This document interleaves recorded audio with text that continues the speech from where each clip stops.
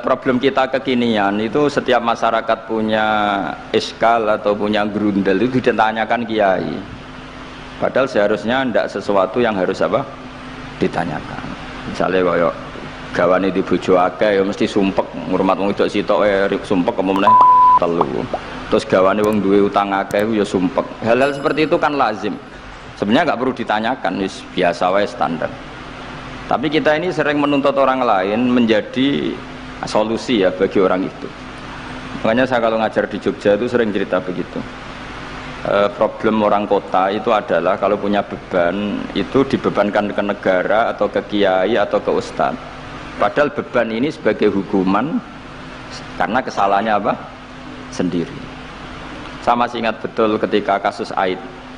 Mbah Mun itu orang yang sangat syafiq li ummati, sangat syafiq lah, sangat syafaqah pada umatnya. Ketika ada seorang dokter peneliti obat Aid, itu sangat tertantang, dia sangat obsesi bisa menyembuhkan Aid. Aid yang karena free sex ya, bukan karena ketularan. Saya ulang lagi, yang karena seks bebas, bukan karena ketularan. Itu tidak biasanya yai duko, baru pertama itu saya melihat yai itu agak duko. Terus beliau tidak jawab, tapi setelah dokter itu pulang ngendikan begini, pangeran itu kadang ngersakno kabeh iku ana sangsine, cara bahasa modern ana sangsine. Ya tujuane pangeran iku wong ben tobat ben balik nang Allah.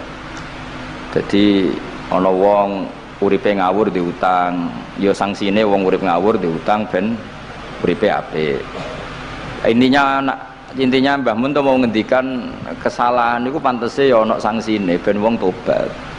Lah saiki kiai iku nak ditakoki ngono berusaha cari solusi sanksiku, padahal Allah kepengen memberi sanksi. Enggak sampean misalnya zaman mondok ras regep terus bareng saiki dadi kiai bingung terus kula kan dadi solusi Gus kayak donga laduni. Wong pangeran ngekeki sanksi kuwe zaman mondok ras regep. Ben ora rasane isin maca keliru di depan umum. Malah yo ijazah napa? Laduni. Jadi itu pelajaran bagi saya menurut saya. Jadi kata Mbah Mun la'allahum yarji'un itu la'allahum yantahun yang di Quran itu satu kesalahan itu pasti Allah itu menghendaki ada apa? Sanksi. Tentu maksudnya Allah baik supaya tobat. Tapi sekarang sanksi itu mau dihilangkan. Kadang konsultannya itu kayak bojo kepengen minggat. Sing lanang tak takoki kena apa? Mun lami Gus boten kula nafakoi. Ya aku yang mending normalnya aku minggat, aku terlambat bojomu kepen minggat saiki aku terlambat, kudune wis wingi-wingi. Normalnya wong lanang ra tanggung jawab, mencen sanksine bojone iki bojomu pinter. Wis ngerti sing lanang ra kena deloki melok wong tuane ya meniku. Dadi nah seperti itu menurut saya semua kiai itu harus kayak saya dalam bab itu. Tapi mereka nyari donga, piye bojo iki ra dicukupilah seneng. Terus golek akeh pengasih, golek jimat. Akhirnya Mbak Mun nanti cerita, sing kula malah tak kenang sih Pak. Akhirnya kiai ini nganti lali ya. Ana wong melarat ijazah kiai. Berhubung kiai ini ku isin muni ra iso diijazahi duha mek donga. Kiai ini ku lali nak dhewe fakir. Akhirnya yang minta ijazah ditimbali Mbah Mun. Rene tak ijazahi. Kowe yo ijazah duha mek sapa kiai iki. Lha kiai ku dhewe fakir kok mau jalu ijazah. Jadi ijazah ya mek aku sing wis sukses dadi kiai sugih. Artinya apa? Benar ceritanya Gus Zofur, gara-gara setiap pertanyaan itu memaksakan bisa jawab. Jadi kayak neng pondok loh, sekarang dene dia Joko tua, lo kok ngeke ijazah mahabbah. Dene pondok ganti Joko tua. Itu di pondok mana-mana Gus itu ada ijazah laduni. Padahal sing ijazah itu ya tau ra munggah. Sekolahnya ora tau munggah. Ngono dicalon ijazah laduni yo. Coba di pondok-pondok beredar gak ijazah ketemu Nabi Khidir? Beredar. Padahal yang ijazah juga gak pernah. Nah itu karena yang diceritakan seperti tadi memaksakan bisa. Jadi karuan dekne dhewe ra iso ya santai wae. Nah aku pengen ngipi ketemu Rasulullah itu beredar gak ijazah itu? Mungkin Pak Del kan yang pernah mengijazahkan itu. Tapi ya ora tahu. Sampe tahu ngijazah niku Pak Zakaria. Oh, jadi ya ijazah terus ya. Karena jubir Torekoh nih. Jadi intinya kalau tidak bisa ya bilang saja tidak bisa sampai apa jangan kita lupa tadi ya sampai lupa daratan tadi karena problem negara kita termasuk itu. Semua intelektual, semua pakar kalau ditanya problem negara itu semuanya jawab. Akhirnya kan gaduh, semuanya punya rumus, semuanya punya versi, akhirnya gaduh. Misalnya pemerataan Indonesia rumusnya gimana? Yang satu bilang wah ibu kotanya dipindah, yang satu bilang enggak, harus ada sentralisasi di Jawa supaya ada kualitas A, ada kampus terbaik, ulama terbaik. Kalau diratakan nanti kemampuannya rata itu justru enggak bagus. Yang ketiga enggak, wah kualitas demokrasinya dijaga. Yang satu enggak, demokrasi tanpa ekonomi enggak bisa. Oh. Sehari santri ya sedunia rasa pikir, besok mati ben. Nah itu kan karena memikir sudah semua ahlun nar itu redaksi di Quran tuh khalidina fiha, sehingga zaman tabi'in sudah banyak yang berpikir enggak ada kemungkinan orang sing yukhrajuna minan nar. Sehingga terus ada kafilah itu, ada delegasi, ayo kita ke Medina, semoga kita ketemu sebagian ashabu Rasulillah. Sehingga cerita akhirnya ketemu beberapa sahabat. Di situ diceritakan ada Jabir, ada beberapa lah yang sahabat sepuh bahkan. Nah terus si Jabir ini, sahabat Jabir ini cerita kalau itu memang ada di syafaati Rasulullah Shallallahu Alaihi Wasallam. Tapi satu kontingen ini yang tetap berpikiran tidak ada syafaat itu banyak. Alasannya semua cerita tentang ahlun nar adalah khalidina fiha. Ketika Jabir masih hidup itu ya sempat terjadi debat. Loh itu yang khalidina fiha itu amma, sehingga ini menjadi khas.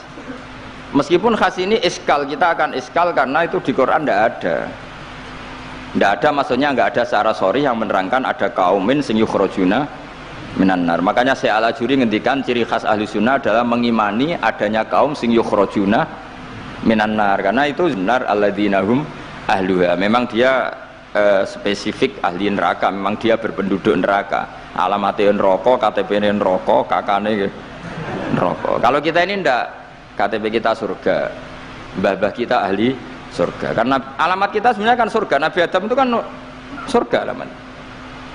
Makanya saya ngaji di mana-mana itu betapa baiknya agama ini. Karena kunci surga kita sudah dikasih tahu miftahul jannah. Sementara kita tidak tahu kuncinya neraka. Jadi kena mlebu neraka kebangetan.